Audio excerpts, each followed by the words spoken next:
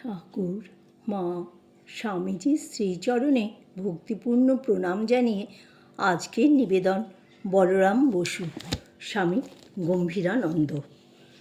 হরিবল্লভবাবু যেদিন কলকাতায় আসিলেন, সেদিন বলরাম নিকটে উপস্থিত হইতেই ঠাকুর তাহার মুখ দেখিয়া বুঝিয়া লইলেন তাহার অন্তরে কি একটা সংগ্রাম চলিয়াছে।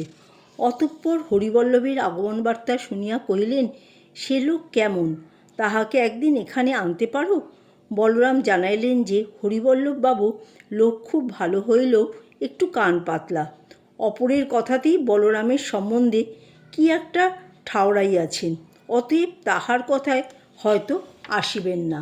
অগত্যা ঠাকুর গিরিশচন্দ্রের সাহায্য লইলেন। হরিবল্লভবাবু গিরিশের বাল্যবন্ধু। পরদিন অপরাহ্নে শ্রীযুক্ত গিরিশের সঙ্গে হরিবল্লভ শ্রীরামকৃষ্ণ সমীপে সমাগত হইলে ঠাকুর তাহাকে অতি নিকট আত্মীয়ের ন্যায় গ্রহণপূর্বক সাদরে সুমিষ্টভাবে আপ্যায়িত করিলেন। সেই দিন ঈশ্বরীয় কথা প্রসঙ্গের পর সুমিষ্ট ভগবৎ সঙ্গীত শ্রবণে ঠাকুরের সমাধি হইল। উপস্থিত 2-3 জন যুবকেরও ভাবান্তর হইল।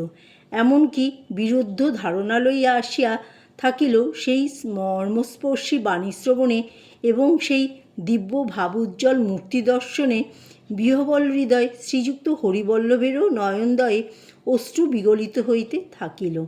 বস্তুত বিদায়কাল উত্তীর্ণ দেখিয়াও সমস্ত সন্দেহাদি হইতে নির্মুক্ত হরিবল্লভ সন্ধ্যার পরেও কিছুকাল সানন্দে ঠাকুরের স্থানে কাটাইয়া অবশেষে যেন অনিচ্ছাক্রমেই বিদায় লইলেন। বলা বাহুল্য যে গুণগ্রাহী হরিবল্লভবাবু অতঃপর ঠাকুরের অনুরাগী ভক্তে পরিণত হইয়াছিলেন।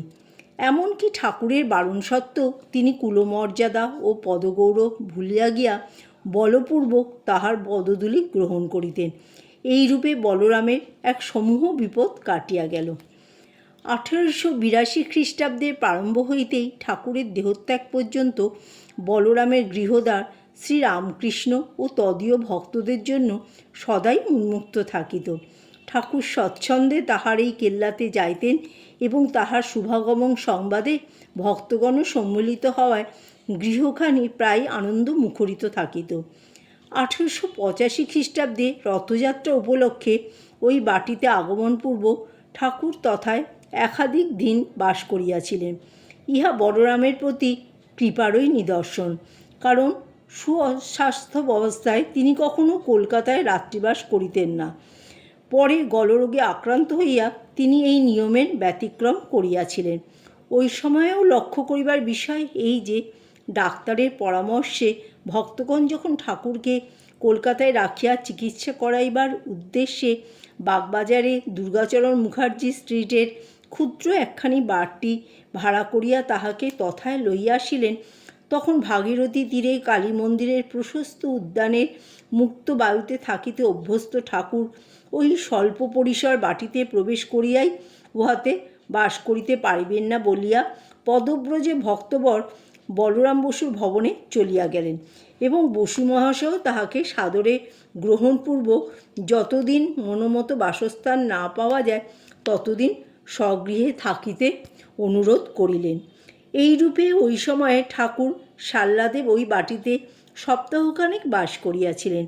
এই কয়দিন বলরাম ভবনে ভক্তগণের অবিরাম গমনাগমনে আনন্দধামে পরিণত হইয়াছিল এবং সে আনন্দবর্ধনে নিরত ঠাকুরেরও ক্ষণমাত্র বিশ্রাম ছিল না।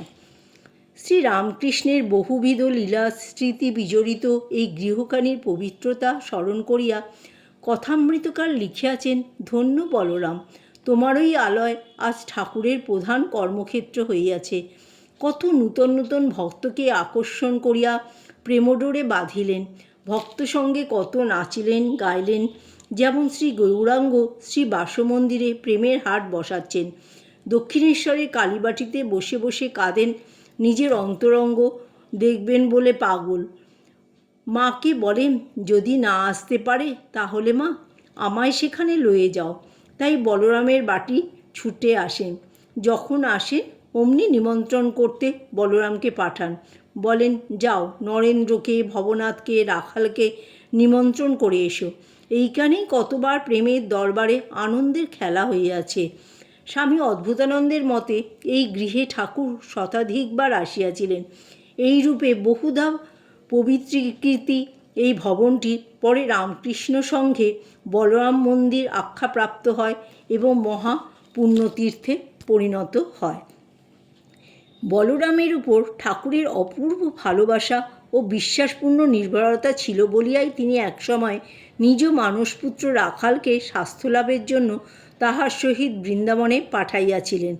এছাড়াও অন্যান্য সময়েও ঠাকুরের ভক্তবৃন্দ বসু মহাশয়ের কলকাতার গৃহে, বৃন্দাবনের কুঞ্জে অথবা পুরীর আবাসে নিঃসংকোচে বাস করিতেন। শ্রী শ্রী মাতা ঠাকুরানীও ঠাকুরের দেহত্যাগের পরে বিভিন্ন সময়ে ওই 3 স্থানে বাস করিয়াছিলেন। বস্তুত ঠাকুর ও ঠাকুরের জনের নানাভাবে সেবা করিয়াও যেন বলরামের আশা মিটিত না, কিন্তু তাহার আয় অধিক ছিল না। নিতান্ত পরিমিত মাসহারার উপর নির্ভর করিতে হইত। সেজন্য হিসাব করিয়া চলিতেন বলিয়া অনেকে তাহাকে ব্যয়কুণ্ঠ বলে মনে করিতেন। শ্রীরামকৃষ্ণ ইহা জানিতেন, কিন্তু তদপেক্ষাও অধিক জানিতেন ভক্তের অনুরাগপূর্ণ হৃদয়। সুতরাং বলরামের কার্পণ্যের কথায় তিনি আমোদমাত্রই করিতেন এবং সে অনামিল রসিকতায় বলরামের প্রতি তাহার প্রীতি অধিকতর প্রকাশ পাইত। এ যেন আপনার স্নেহের পাত্রের দোষ গুণ সমস্ত লইয়াই আহ্লাদ প্রকাশ মাত্র। দৃষ্টান্তস্বরূপ বলা যাইতে পারে যে নরেন্দ্র যখন একদিন বলরাম মন্দিরে শ্রীরামকৃষ্ণ কর্তৃক গান গাহিতে আদিষ্ট হইয়া বলিলেন, যন্ত্রণাই শুধু গান, তখন শ্রীরামকৃষ্ণ বলিলেন, আমাদের বাছা যেমন অবস্থা, এইতে পারো তো গাও। তাতে বলরামের বন্দোবস্ত। বলরাম বলে, আপনি নৌকা করে আসবেন, একান্ত না হয় গাড়ি করে আসবেন, খ্যাট দিয়েছে আজ, তাই বৈকালে নাচিয়ে নেবে। এইরূপ কথা শুনিয়া ভক্তেরা সকলে হাসিতে লাগিলেন। ঠাকুর বলিয়া যাইতে লাগিলেন, তারপর রাম খোল বাজাবে আর আমরা নাচব, রামের তালবোধ নাই। সকলের হাস্য। বলরামের ভাব, আপনারা গাও, নাচো, আনন্দ করো। বলরামের এই আপাত কৃপণতার আরও একটা দিকও ছিল। তিনি স্বয়ং কষ্টে বাস করিয়াও সাধু সেবার জন্য অর্থ সঞ্চয় করিতেন। তাই লাটু যখন একদা তাকে স্বল্প পরিসর শয্যায় শুইতে দেখিয়া প্রশস্ততর বিছানা ব্যবহারের পরামর্শ দিলেন, তখন বলরাম কহিলেন, মাটির দেহ মাটিতে মিশবে, কিন্তু বিছানার পয়সা সাধু সেবায় লাগবে। জয় ঠাকুর, জয় মা, জয় স্বামীজি।